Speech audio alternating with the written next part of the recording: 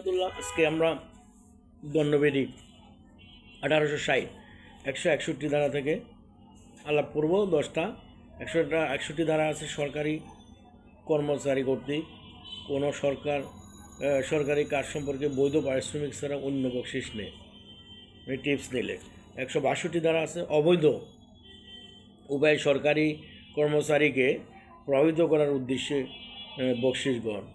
163 আছে সরকারি কর্মচারীর প্রতি ব্যক্তিগত প্রভাব প্রয়োগের জন্য বকশিস গ্রহণ। 164 আছে সরকারি কর্মচারী কর্তৃক 162 163 দ্বারা বর্ণিত অপরাধের সহায়তা শাস্তি। 164 হলো বকশিসের ধারা। 165 আছে 3 বছর পর্যন্ত সশ্রম বিনাশ্রম কারাদণ্ড বা দেওয়ার বা দণ্ডিত হতে পারে। 3 বছর মধ্যে সশ্রম বিনাশ্রম কারাদণ্ড এবং অর্থদণ্ড উপদণ্ড হতে পারে। 165 এতে আছে 161 165 দ্বারা বর্ণিত অপরাধের সহায়তা শাস্তি। 165 বিতে আছে কতিপয় সাহায্যকারীর অব্যাহতি। 166 কোনো ব্যক্তির জাতীয় উদ্দেশ্যে সরকারি কর্মচারী কর্তৃক আইন অমান্য করা। 167 আছে ক্ষতির উদ্দেশ্যে কোনো সরকারি কর্মচারী কর্তৃক কোনো ভ্রান্ত দলিল প্রণয়ন। 168 হলো সরকারি কর্মচারী কর্তৃক বেআইনিভাবে কোনো ব্যবসায় লিপ্ত হওয়া। 169 আছে সরকারি কর্মচারী কর্তৃক বেআইনিভাবে সম্পত্তি ক্রয় অথবা ক্রয়ের উদ্দেশ্যে দর কষাকষি করা। 170 আছে সরকারি কর্মচারীর ছদ্মবেশ ধারণ। 171 আছে প্রতারণার উদ্দেশ্যে সরকারি কর্মচারীর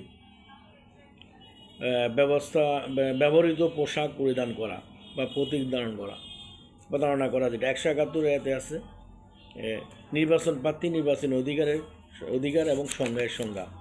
171 বিতে আছে যে উৎকোচ গ্রহণকারী বা ঘুষখোর যারা তাদের কী বিধান আছে এটা। 171 সিতে আছে নির্বাচনে অবৈধ প্রভাব বিস্তার। 171 ডিতে আছে নির্বাচনী মিথ্যা পরিচয় দান।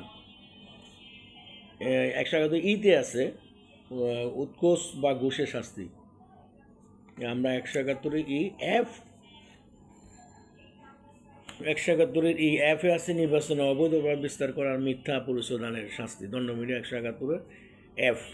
171 জি নির্বাচন সম্পর্কে মিথ্যা বিবৃতি দান। 171 এইচ হলো নির্বাচন সম্পর্কে অবৈধ অর্থদান করা। 171 আই হলো নির্বাচনী বিচারক খরচের হিসাব না রাখা। 172 আছে সমন জারি বা অন্য কোনো উদ্দেশ্যে আত্মগোপন। 173 আছে সমন জারি বা অন্য কোনো কর্মক্ষেত্রে বাধা সৃষ্টি করা বা তার প্রকাশনার বাধা সৃষ্টি করা। এই আমরা 172 173 পর্যন্ত আলাপ করলাম। 160 থেকে এটা LLB final year student viva বয়সী অথবা বার কাউন্সিলের জন্য এই ভিডিওটা লিঙ্ক করে লো। সব ভালো থাকবেন, সবাই দোয়া করবেন। আসসালামু আলাইকুম রহমতুল্লাহ। ধন্যবাদ।